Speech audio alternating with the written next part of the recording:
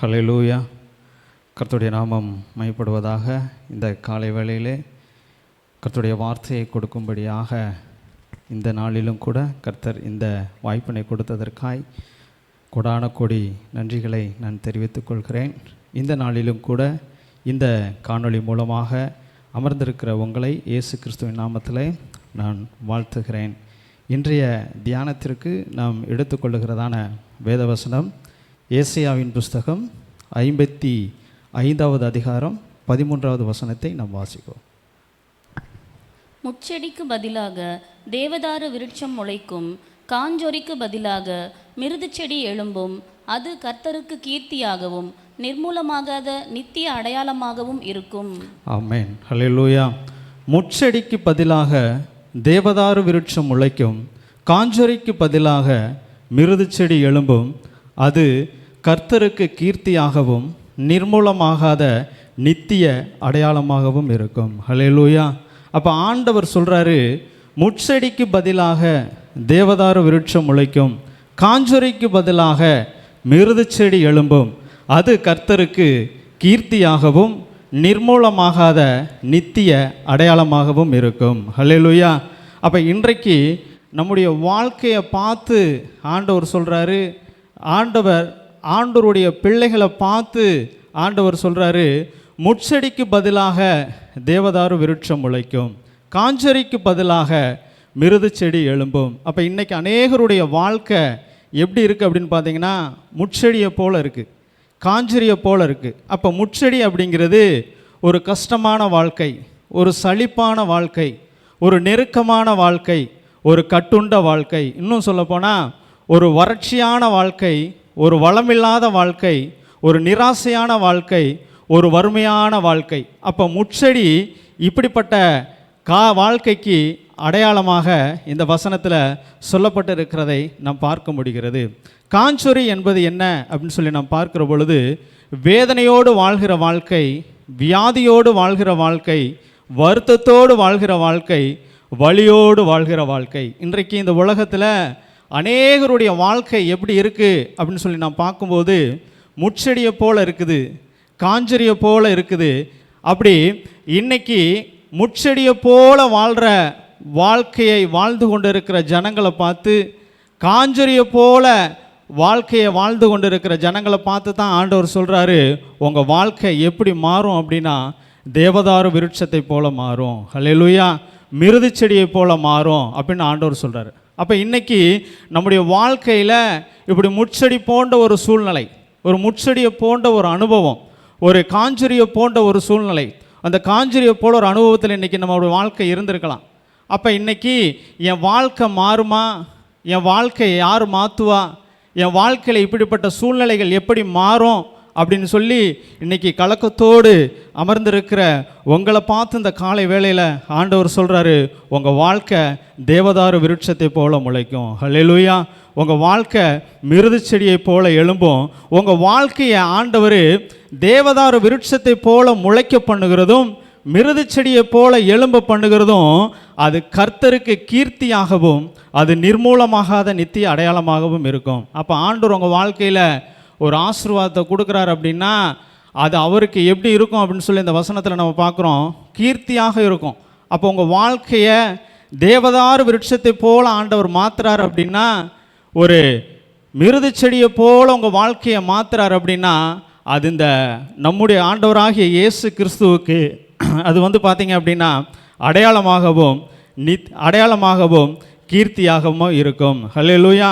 அப்போ தேவதாரு விருட்சம் என்றால் என்ன அப்படின்னு சொல்லி நம்ம பார்க்கும் பொழுது, ஒரு ஆசீர்வாதமான வாழ்க்கை, ஒரு விடுதலையான வாழ்க்கை, ஒரு சாட்சியான வாழ்க்கை, கர்த்தருக்கு கீழ்ப்படிந்து வாழ்கிற வாழ்க்கை. அப்போ இன்றைக்கி அநேகர் ஒரு முட்செடியை போல் இருக்கிறாங்க, ஆண்டவருக்கு கீழ்ப்படியாமல், ஒரு விடுதலை இல்லாமல், ஒரு சாட்சி இல்லாமல், கர்த்தருடைய வார்த்தையை அறியாமல், இப்படி தான் இன்றைக்கி அநேகர் வாழ்ந்துக்கிட்டு இருக்காங்க பாருங்கள். அப்போ இப்படிப்பட்ட வாழ்க்கையை தேவதாரு விருட்சத்தை போல கர்த்தர் என்ன பண்ணுவாராம், மாற்றுவாராம். அப்போ மிருது செடி என்பது என்ன அப்படின்னு சொல்லி நம்ம பார்க்கும் பொழுது, ஒரு சுகமான வாழ்க்கை, ஒரு சமாதானம் உள்ள வாழ்க்கை, ஒரு ஆரோக்கியமாய் வாழ்கிற வாழ்க்கை, ஒரு நறுமணமுள்ள வாழ்க்கை.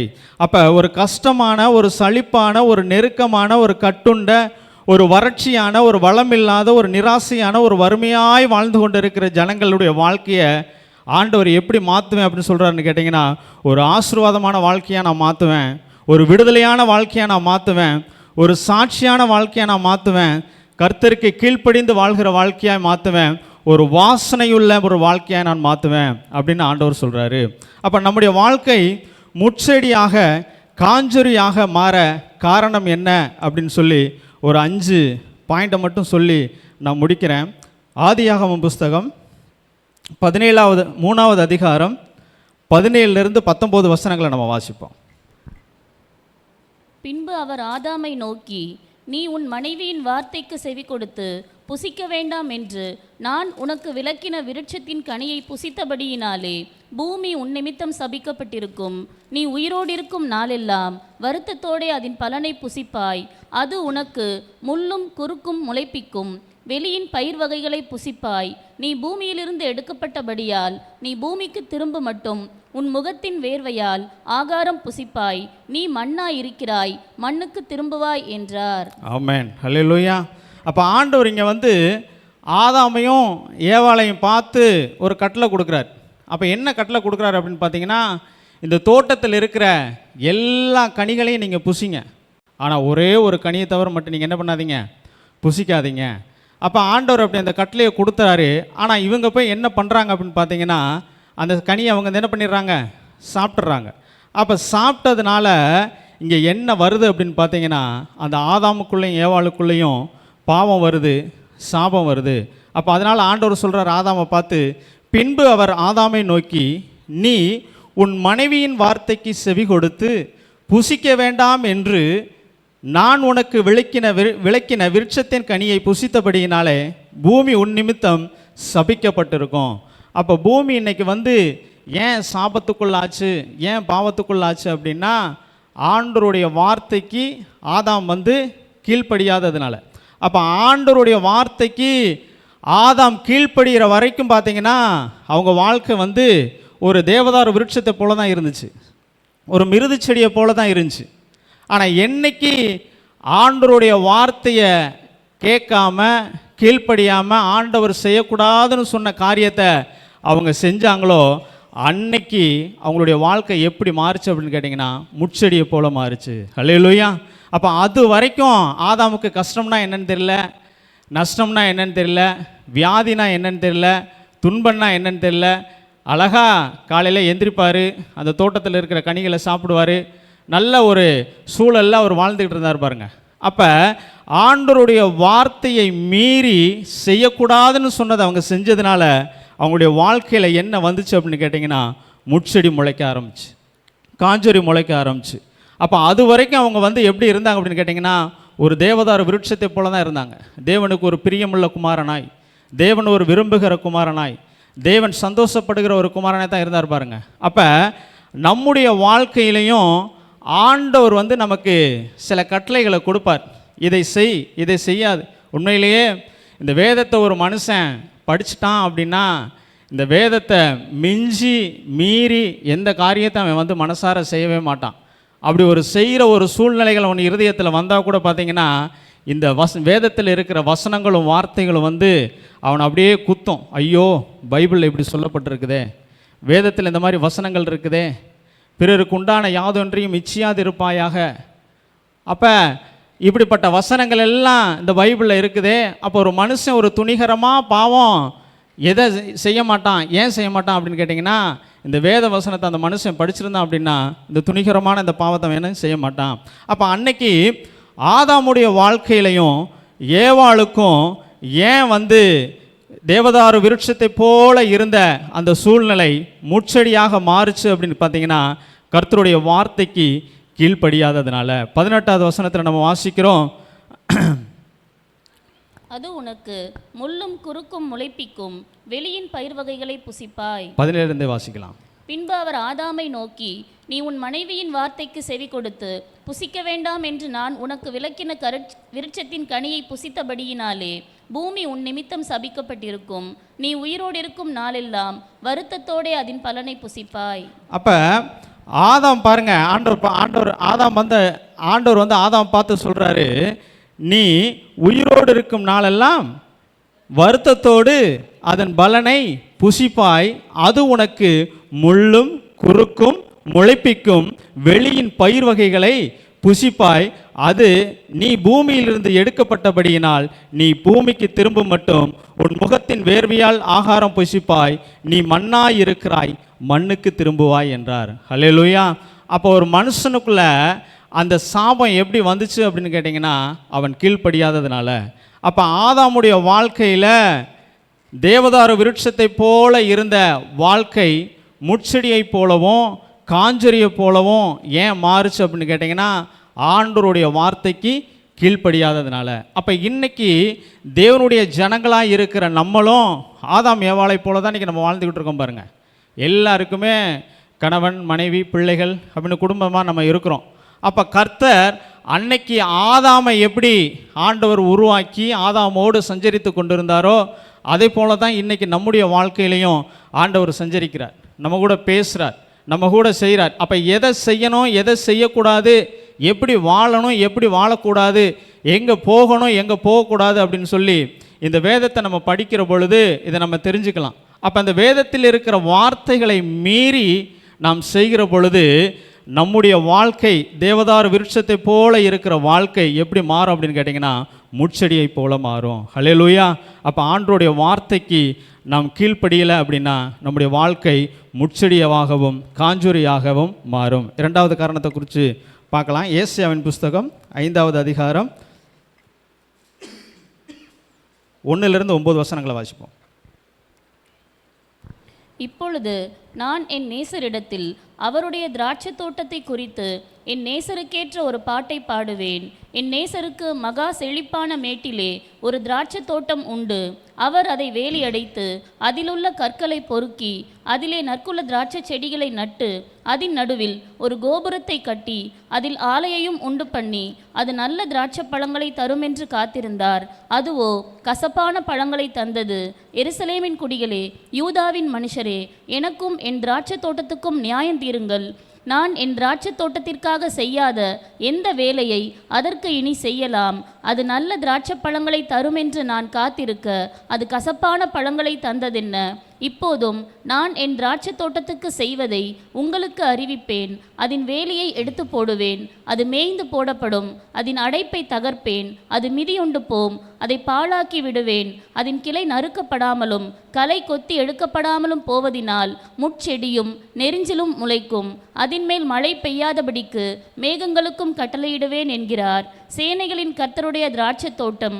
இஸ்ரவேலின் வம்சமே, அவருடைய மனமகிழ்ச்சியின் நாற்று. யூதாவின் மனுஷரே, அவர் நியாயத்துக்கு காத்திருந்தார். இதோ கொடுமை, நீதிக்கு காத்திருந்தார். இதோ முறைப்பாடு. தாங்கள் மாத்திரம் தேசத்தின் நடுவில் வாசமாய் இருக்கும்படி மற்றவர்களுக்கு இடமில்லாமற் போகும் மட்டும் வீட்டோடே வீட்டை சேர்த்து வயலோடே வயலை கூட்டுகிறவர்களுக்கு ஐயோ. சேனைகளின் கர்த்தர் என் செவி கேட்க சொன்னது மெய்யாகவே. அந்த திரளான வீடுகள் பாழாகும், பெரியவைகளும் நேர்த்தியானவைகளும் ஆகிய வீடுகள் குடியில்லாதிருக்கும். ஆமென். ஹல்லேலூயா. அப்போ இங்கே பார்க்குறோம், ஆண்டவர் தன்னுடைய ஜனங்களை தான் சொல்கிறாரு. என்ன சொல்கிறான்னு பார்க்கும்போது, சேனைகளின் கர்த்தருடைய திராட்சை தோட்டம் இஸ்ரவேலின் வம்சமே, அவருடைய மனமகிழ்ச்சியின் நாற்று யூதாவின் மனுஷரே, அவர் நியாயத்துக்கு காத்திருந்தார். இதோ கொடுமை, நீதிக்கு காத்திருந்தார். இதோ முறைப்பாடு. அப்போ ஆண்டவர் இங்கே ஒரு தோட்டத்தை ஏற்படுத்துகிறார். அந்த தோட்டத்தில் ஒரு ஆலையை கட்டுறாரு. அந்த தோட்டத்தில் திராட்சை செடிகளை நடுறாரு. அப்போ அந்த திராட்சை செடிகள் நட்ட ஆண்டவருக்கு கனி கொடுக்கும் அப்படின்னு சொல்லி அவர் எதிர்பார்க்குறாரு. ஆனால் அந்த திராட்சை தோட்டம் என்ன கொடுத்துச்சு அப்படின்னு பார்த்தீங்கன்னா, அவர் எதிர்பார்க்குற மாதிரி இனிப்பான கனிகளை கொடுக்கல, கசப்பான பழங்களை தந்தது. ஹல்லேலூயா. அப்போ கசப்பான பழங்களை தந்ததுன்னு சொல்லி ஆண்டவர் அந்த திராட்சை தோட்டத்தை குறித்து அவர் என்ன பண்ணுறாரு அப்படின்னு கேட்டிங்கன்னா, வருத்தப்படுறார். அப்போ நான் இதுக்காக இவ்வளவு நான் பிரயாசப்பட்டேன், இதுக்காக இவ்வளவு நான் முயற்சி பண்ணேன், ஒரு தோட்டத்தை ரெடி பண்ணி அதில் செடிகளை வச்சு அதில் ஒரு கோபுரத்தை கட்டி அதுக்கு தண்ணி பாய்ச்சி இதெல்லாம் நான் செஞ்சேனே. ஆனால் இந்த செடி எனக்கு என்ன பண்ணுச்சு, இந்த தோட்டம் எனக்கு கசப்பான கனிகளை கொடுத்ததே அப்படின்னு சொல்லி அந்த திராட்சை தோட்டத்தை குறித்து கர்த்தர் வருத்தப்படுகிறத நம்ம இந்த இடத்துல பார்க்குறோம். அப்போ இன்னைக்கு தேவனுடைய ஜனங்கள் ஆண்டவருக்கு முன்பதாக திராட்சை தோட்டத்தை போல் இன்றைக்கி இருக்கிறோம். திராட்சை தோட்டத்தில் இருக்கிற செடிகளை போல் நம்ம இருக்கிறோம். திராட்சை கொடிகளைப் போல நம்ம இருக்கிறோம். அப்போ நம்ம யாருக்கு கனி கொடுக்கணும் அப்படின்னு பார்த்தீங்க அப்படின்னா, ஆண்டவர் இயேசு கிறிஸ்துவுக்கு நம்ம கனி கொடுக்கணும். ஏன் ஆண்டவர் இயேசு கிறிஸ்துவுக்கு நம்ம கனி கொடுக்கணும் அப்படின்னு பார்த்தீங்கன்னா, ஆண்டவர் தான் பார்த்தீங்கன்னா நம்முடைய பாவங்களுக்காக, நம்முடைய சாபங்களுக்காக, நம்முடைய எல்லாவித மீறுதல்களுக்காக, குற்றங்களுக்காக அடிக்கப்பட்டு ரத்தம் சிந்தி நமக்காக அவர் மரணத்தை ருசி பார்த்து இன்றைக்கி 3ஆம் நாள் உயிரோடு எழுந்து ஒரு ஜீவனுள்ள தேவனாக இருக்கிறார் பாருங்க. அப்போ இன்றைக்கி அநேக உறவுகள் வந்து இன்றைக்கி நம்ம கூட இருக்கிறாங்க. ஆனால் அந்த உறவுகள் எல்லாம் பார்த்திங்கன்னா நமக்காக எதுவும் செஞ்சாங்களா அப்படின்னு பார்த்தா செய்வாங்க, இந்த பூமிக்குரிய காரியங்களில் செய்வாங்க. ஆனால் உண்மையிலேயே அதை விட பெரிய ஒரு நல்ல விஷயம் நமக்கு பண்ணியிருக்கிறாரு அப்படின்னா அது ஆண்டவர் இயேசு கிறிஸ்து ஒருத்தர் தான். எந்த மனுஷனுடைய உதவிகளும், எந்த மனுஷனுடைய பராமரிப்புகளும், எந்த மனுஷனுடைய அன்பும், எந்த மனுஷனுடைய அக்கறையும் நம்முடைய பாவங்களை மன்னிக்காது பாருங்கள். அப்போ ஆண்டவர் இயேசு கிறிஸ்துவுடைய அன்பும், ஆண்டவர் இயேசு கிறிஸ்துடைய ரத்தம் மட்டும்தான் இன்றைக்கி உங்களையும் என்னையும் நீதிமானாக மாற்றியிருக்கு. ஹல்லேலூயா.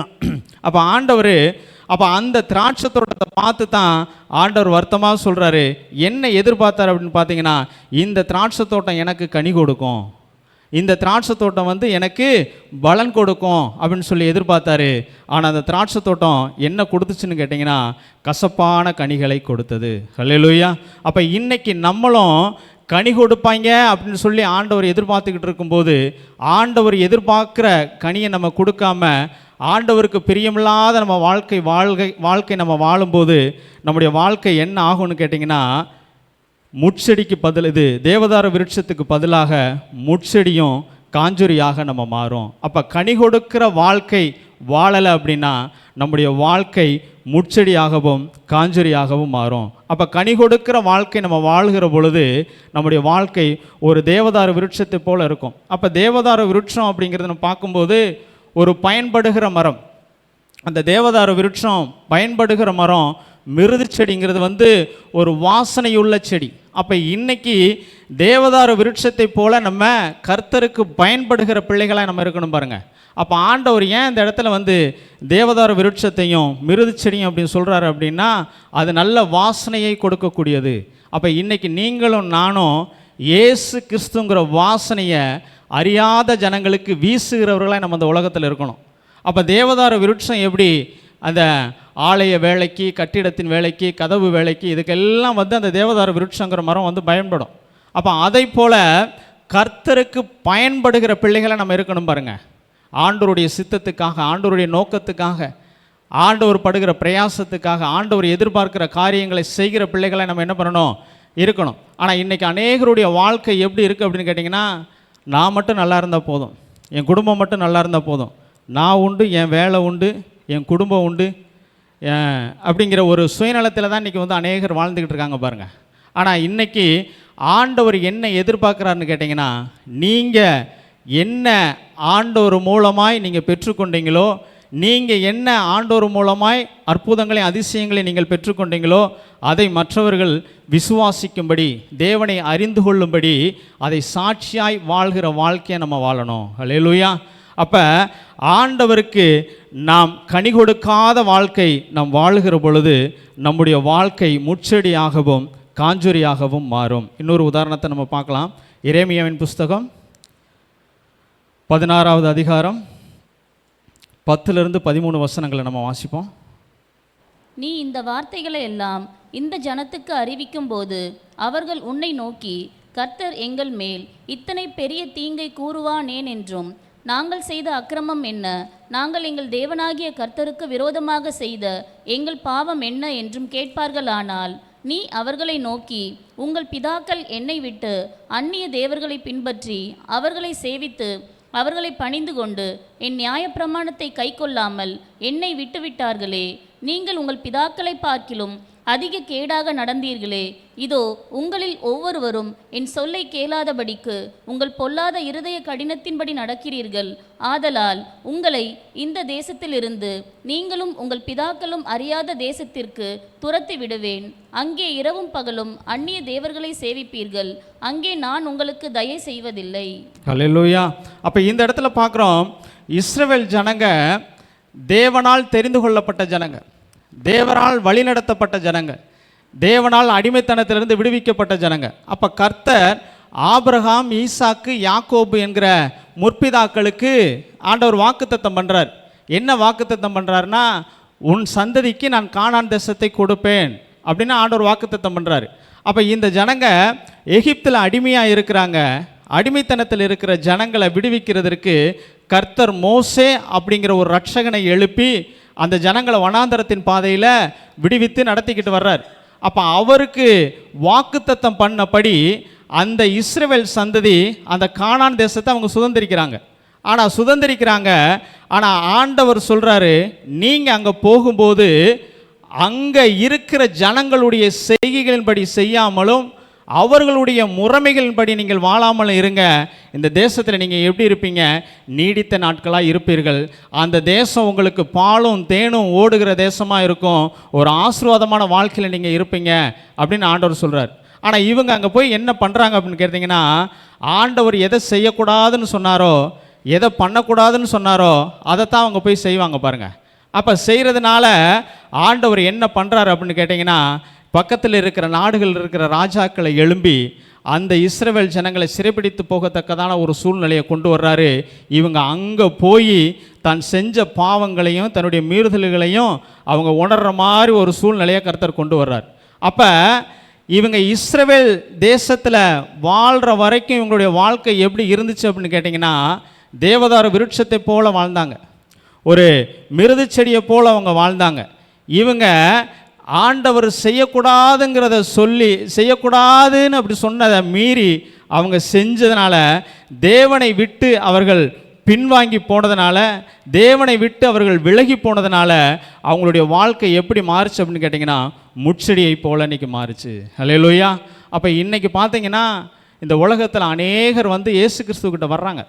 ஏன் வர்றாங்க அப்படின்னு கேட்டிங்கன்னா, அற்புதத்துக்காக வர்றாங்க, அதிசயத்துக்காக வர்றாங்க, ஏதாவது ஒரு மாற்றத்துக்காக வர்றாங்க. அது ஆண்டவர்கிட்ட ஜெபிச்ச உடனே சில அற்புதங்களும் அதிசயங்களும் அவங்களுடைய வாழ்க்கையில் நடக்குது. ஆனால் அந்த அற்புதத்தை மட்டும் பிடிச்சிக்கிட்டு இது மட்டும் போதும் அப்படின்னு சொல்லிட்டு ஆண்டவரை விட்டுட்டு விலகி போயிடுறாங்க. அப்போ கிறிஸ்துவுக்குள்ள ஒரு மனுஷன் வாழும்போது அவனுடைய வாழ்க்கை எப்படி இருக்கும் அப்படின்னு கேட்டிங்கன்னா, தேவதாரு விருட்சத்தை போல இருக்கும். ஹல்லேலூயா. மிருது செடியை போல இருக்கும். கிறிஸ்துவை விட்டு அவன் உலக வாழ்க்கை தான் முக்கியம் அப்படின்னு சொல்லி போகும்போது, ஆண்டவரை விட்டு விலகுகிற பொழுது அவங்களுடைய வாழ்க்கை எப்படி இருக்கும் அப்படின்னு கேட்டிங்கன்னா, முட்செடியை போலவும் காஞ்சரியை போலவும் அவங்களுடைய வாழ்க்கை இருக்கும். ஹல்லேலூயா. இன்னொரு உதாரணத்தை மட்டும் பார்த்துட்டு நம்ம முடிக்கலாம். எரேமியாவின் புஸ்தகம் 18வது அதிகாரம் 1லிருந்து 10 வசனங்களை நம்ம வாசிப்போம். கர்த்தரால் எரேமியாவுக்கு உண்டான வசனம், நீ எழுந்து குயவன் வீட்டிற்கு போ, அங்கே என் வார்த்தைகளை உனக்கு தெரிவிப்பேன் என்றார். அப்படியே நான் குயவன் வீட்டிற்கு போனேன். இதோ அவன் திரிகையினாலே வனைந்து கொண்டிருந்தான். குயவன் வனைந்து கொண்டிருந்த மண்பாண்டம் அவன் கையிலே கெட்டு போயிற்று. அப்பொழுது அதை திருத்தமாய் செய்யும்படிக்கு தன் பார்வைக்கு சரியாய் கண்டபடி குயவன் அதை திரும்ப வேறே பாண்டமாக வனைந்தான். அப்பொழுது கர்த்தருடைய வசனம் எனக்கு உண்டாகி, அவர், இஸ்ரவேல் குடும்பத்தாரே, இந்த குயவன் செய்தது போல நான் உங்களுக்கு செய்யக்கூடாதோ என்று கர்த்தர் சொல்லுகிறார். இதோ இஸ்ரவேல் வீட்டாரே, களிமண் குயவன் கையில் இருக்கிறது போல நீங்கள் என் கையில் இருக்கிறீர்கள். பிடுங்குவேன், இடிப்பேன், அழிப்பேன் என்று நான் ஒரு ஜாதிக்கு விரோதமாகவும் ஒரு ராஜ்யத்துக்கு விரோதமாகவும் சொன்ன மாத்திரத்தில் நான் விரோதமாய் பேசின அந்த ஜாதியார் தங்கள் தீங்கை விட்டு திரும்பினால், நானும் அவர்களுக்கு செய்ய நினைத்த தீங்கை செய்யாதபடிக்கு மனம் மாறுவேன், கட்டுவேன், நாட்டுவேன் என்றும் ஒரு ஜாதியையும் ஒரு ராஜ்யத்தையும் குறித்து நான் சொல்லுகிறதும் உண்டு. அவர்கள் என் சத்தத்தை கேளாமல் என் பார்வைக்கு பொல்லாப்பானதை செய்வார்களானால், நானும் அவர்களுக்கு அருள் செய்வேன் என்று சொன்ன நன்மையை செய்யாதபடிக்கு மனம் மாறுவேன். ஹல்லேலூயா. அப்போ இந்த வசனத்தை இன்னொரு வாட்டி வாசிங்க. அவர்கள் சத்தத்தை என் சத்தத்தை கேளாமல் என் பார்வைக்கு பொல்லாப்பானதை செய்வார்களானால், நானும் அவர்களுக்கு அருள் செய்வேன் என்று சொன்ன நன்மையை செய்யாதபடிக்கு மனம் மாறுவேன். ஆண்டவருடைய சத்தத்தை கேட்டு ஆண்டவருடைய கற்பனைகளின்படி ஆண்டவருடைய வார்த்தையின்படி நம்முடைய வாழ்க்கை வாழுகிற பொழுது நம்முடைய வாழ்க்கை எப்படி இருக்கும் அப்படின்னு பார்த்தீங்கன்னா, தேவதாரு விருட்சத்தை போல இருக்கும். கர்த்தருடைய சத்தத்துக்கு செவி கொடுக்கிற பொழுது நம்முடைய வாழ்க்கை தேவதாரு விருட்சத்தை போல இருக்கும். மிருது செடியை போல இருக்கும். ஆண்டவருடைய சத்துருத்துக்கு நம்ம கேட்காம போனோம் அப்படின்னா நம்முடைய வாழ்க்கை என்னவாகும் அப்படின்னு கேட்டிங்கன்னா முட்செடியை போல மாறும். ஹல்லேலூயா. அப்போ நம்முடைய வாழ்க்கையில் ஆண்டவர் சொல்கிறாரு, உன் வாழ்க்கையை முட்செடிக்கு பதிலாக தேவதாரு விருட்சத்தை போல நான் முளைக்க பண்ணுவேன், காஞ்சொரிக்கு பதிலாக மிருது செடியை எழும்ப பண்ணுவேன். அது எனக்கு கீர்த்தியாகவும் நிர்மூலமாகாத நித்திய அடையாளமாகவும் இருக்கும். அப்போ நம்முடைய வாழ்க்கையில் கர்த்தருடைய வார்த்தைக்கு கீழ்ப்படிந்து வாழுகிற பொழுது, தேவனுக்கு கனி கொடுக்கிற வாழ்க்கையை நாம் வாழுகிற பொழுது, தேவனுடைய உறவில் நாம் இருக்கிற பொழுது, கர்த்தருடைய சத்தத்தை கேட்டு அதன்படி நாம் செய்கிற பொழுது, கர்த்தருடைய சித்தத்தை உணர்ந்து நம்முடைய வாழ்க்கை இருக்கிற பொழுது, முட்செடியாக இருக்கிற வாழ்க்கை, காஞ்சரியாக இருக்கிற வாழ்க்கை தேவதாரு விருட்சத்தை போலவும் மிருது செடியை போலவும் மாறும். ஹல்லேலூயா. ஆமென். இந்த வசனத்தின்படி கர்த்தர் உங்களை ஆசீர்வதிப்பாராக. உங்கள் வாழ்க்கையை கர்த்தர் தேவதார விருட்சத்தை போலவும் காஞ்சரியை போலவும் மாற்றுவாராக. உங்கள் வாழ்க்கையில் ஆண்டவர் செய்கிற அற்புதமும் அதிசயமும் யாருக்கு கீர்த்தியாகவும் யாருக்கு நிர்மூலமாகாத நித்திய அடையாளமாகவும் இருக்கும் அப்படின்னு பார்த்தீங்கன்னா அது கர்த்தருக்கே இருக்கும். ஹல்லேலூயா. இந்த வசனத்தின்படி நம்முடைய வாழ்க்கையை நம்ம மாற்றுவோம். நம்ம வாழ்க்கையில் இருக்கிற எல்லா வித சூழ்நிலைகளையும் கர்த்தர் மாற்றுவாராக. ஆமென். கர்த்தர் உங்களை ஆசீர்வதிப்பாராக. ஆமென்.